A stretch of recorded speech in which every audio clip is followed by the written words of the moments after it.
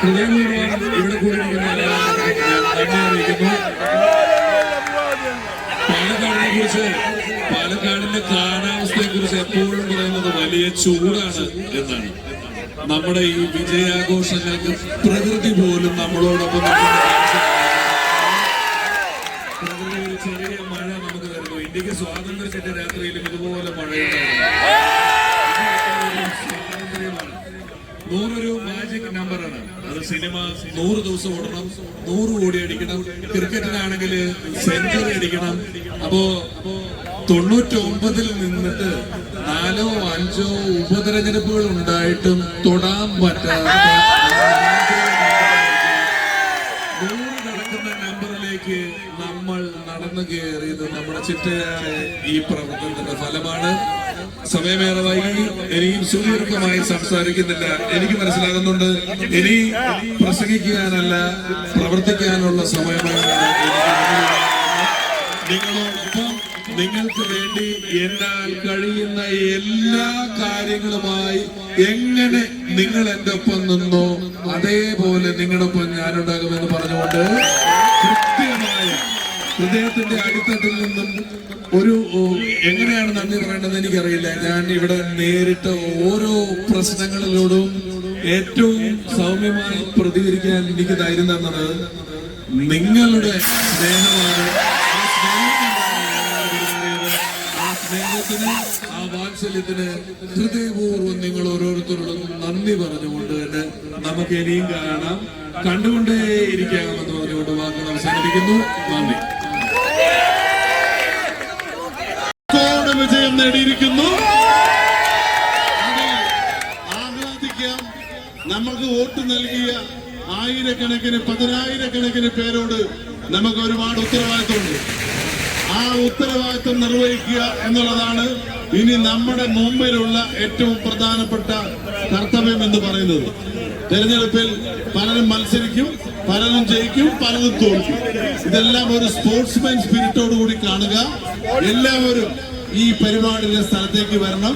Vote ചെയ്ത ജനങ്ങളോട് നമുക്ക് വലിയ ഉത്തരവാദിത്വമുണ്ട്. വലിയൊരു വിജയം നേടിയ നമുക്ക് ആഹ്ലാദിക്കാനും ആഘോഷിക്കാനും അതിനെല്ലാം അവസരമുണ്ട്. പാലക്കാട് നിയോജക മണ്ഡലം മുഴുവൻ ഇന്ന് ആഘോഷമാണ്. നമ്മളെല്ലാം പ്രതീക്ഷിച്ച വമ്പൻ വിജയമാണ് നമ്മുടെ പ്രിയങ്കരനായ എല്ലാ കള്ളപ്രചരണങ്ങളെയും ഈ നാട്ടിലെ ജനങ്ങൾ എല്ലാ അർത്ഥത്തിലും പുച്ഛിച്ചു തള്ളിക്കൊണ്ടാണ് സ്ഥാനാർത്ഥിയെ വോട്ട് ചോദിക്കാൻ പോലും അവസരം നൽകാതെ അതിനെ എതിർത്ത വർഗീയ വിഷഭൂതികൾക്ക്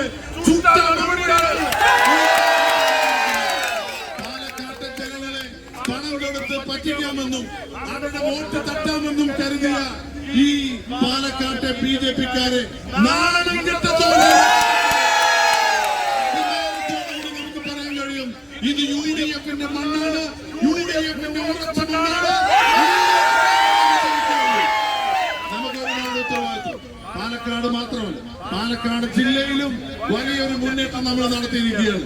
ചിറ്റൂർ നിയോജക മണ്ഡലം നമ്മൾ തിരിച്ചുപിടിച്ചു.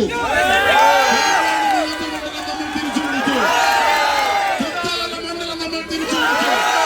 മണ്ണാർക്കാട് 4 ഭൂരിപക്ഷം 2 മന്ത്രിമാരെയും കൊമ്പുകുത്തിയ ഈ പാലക്കാട് ചിറ്റൂരിലുള്ള മന്ത്രിമാർ, ആ മന്ത്രിമാരെ നല്ല ഭൂരിപക്ഷത്തിന് തോൽപ്പിച്ചാണ് ജനങ്ങൾ ഈ ഗവൺമെന്റിനോട് മറുപടി പറഞ്ഞത്. പിണറായി വിജയൻ 50,000 വോട്ട് നേടി ജയിച്ച പിണറായി വിജയൻ എത്ര വോട്ടിനാ ജയിച്ചത്? പിണറായി വിജയൻ സമ്മാനിച്ച കേരള ജനത, കേരളത്തിലെ മുഴുവൻ മന്ത്രിമാരെ തോറ്റ ഈ തെരഞ്ഞെടുപ്പ് UDF 100 സീറ്റിലധികം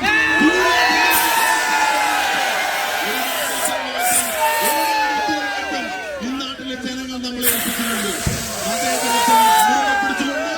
വർഗീയതയ്ക്കെതിരായി അതിശക്തമായ പോരാട്ടം നടത്തിയത് ഐക്യജനാധിപത്യ മുന്നണിയാണ്. അതുകൊണ്ടാണ് ജനങ്ങൾ വിശ്വാസത്തിലെടുത്തുകൊണ്ട് 10 വർഷത്തെ പിണറായി വിജയന്റെ ജനവിരുദ്ധ ഭരണത്തിന് മരണമാണ് നൽകിയത്. ഇനി ഒരു കാലത്തും കേരളത്തിൽ കമ്മ്യൂണിസ്റ്റ് പാർട്ടി വരില്ല.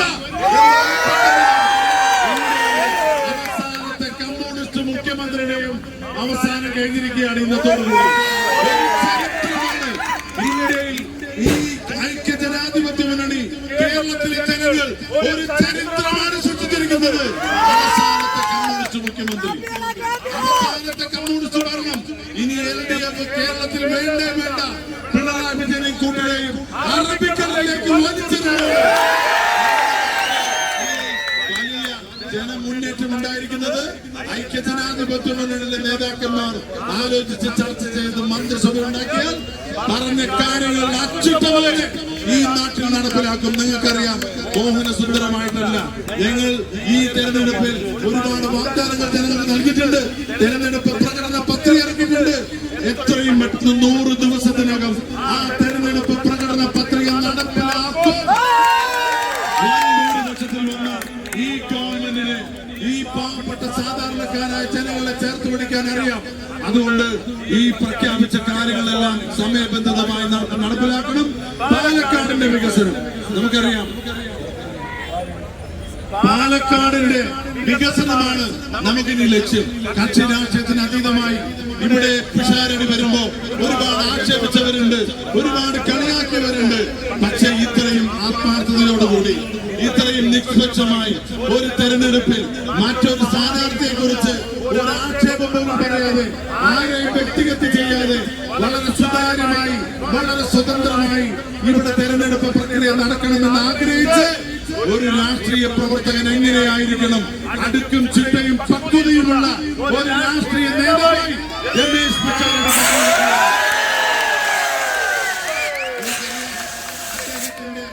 അദ്ദേഹത്തിന്റെ തൊഴിലുമായി ബന്ധപ്പെട്ട്, അദ്ദേഹത്തിന്റെ കഴിവുകളുമായി ബന്ധപ്പെട്ട്, നൈസർഗികമായിട്ടുള്ള കഴിവുകളെ കണ്ട് അസൂയുള്ള BJP-ക്കാരും CPM-കാരും 5 പത്തിപ്പണി എടുത്തിട്ട് ഈ പാലക്കാട് ജനത നെഞ്ചിലേറ്റിയത് രമേശ് പിഷാരടിയാണ്.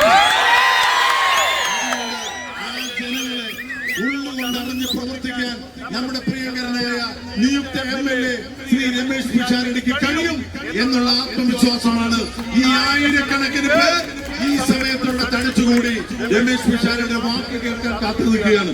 പാലക്കാടിന്റെ രാഷ്ട്രീയ മണ്ണ് ഐക്യജനാധിപത്യ മുന്നണിയാണ് എന്ന് തെളിയിച്ച് ഈ തെരഞ്ഞെടുപ്പിൽ യാതൊരു പകലുമില്ലാതെ ഈ കുപ്രചരണങ്ങളെ എതിർത്ത് തോൽപ്പിച്ചുകൊണ്ട് വമ്പിച്ച ഭൂരിപക്ഷത്തിൽ UDF-ന്റെ സാരഥിയായി മത്സരിച്ച രമേശ് പിഷാരടിയെ വിജയിപ്പിച്ച നിങ്ങളോട് തീർക്കാത്ത കടപ്പാട് UDF-ന്റെ നേതൃത്വത്തിലുണ്ട്.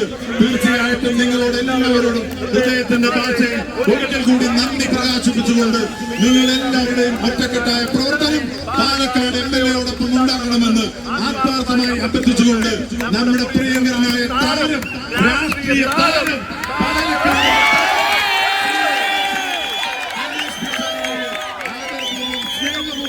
നിങ്ങളോട് അഭിസംബോധന ചെയ്ത് സംസാരിക്കുന്നതിനുവേണ്ടി ക്ഷണിച്ചുകൊണ്ട് ഒരിക്കൽ കൂടി പരിപാടി ഇവിടെ സമാപിക്കുകയാണ്. ഈ തെരഞ്ഞെടുപ്പോടുകൂടി ഒന്ന് പറയാം, വഴി തടഞ്ഞതുകൊണ്ട് ഒളിച്ചു പോകില്ല